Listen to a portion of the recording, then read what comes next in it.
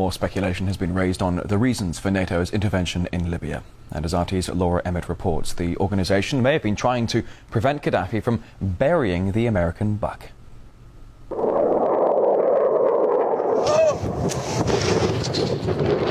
According to some, it's about protecting civilians. We must not tolerate this regime using military force against its own people. Others say it's about oil. The only reason they're interested with Libya is about the oil. You'd think we'd be in Iraq if the major export there was broccoli. But some are convinced intervention in Libya is all about currency, specifically Gaddafi's plan to introduce the gold dinar, a single African currency made from gold, a true sharing of the wealth. It's one of these things that you have to plan almost in secret, because as soon as you say you're going to change over from the dollar to something else, you're going to be targeted. There were two conferences on this.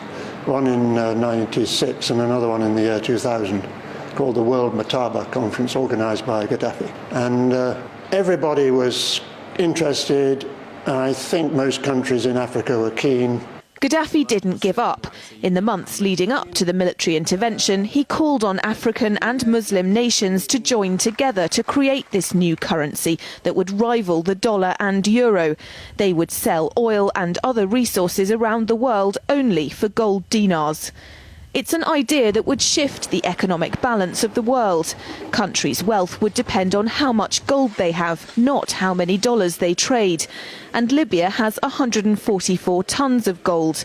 The UK has double that, but 10 times the population. If Qaddafi had an intent to try to reprice his oil or whatever else the country was selling in the global markets and accept something else as a currency, or maybe launch a gold dinar currency, any move such as that would certainly not be welcomed by the power elite today who are responsible for controlling the world's central banks. So yes, that would certainly be something that would cause his immediate dismissal and the need for other reasons to be brought forth for removing him from power.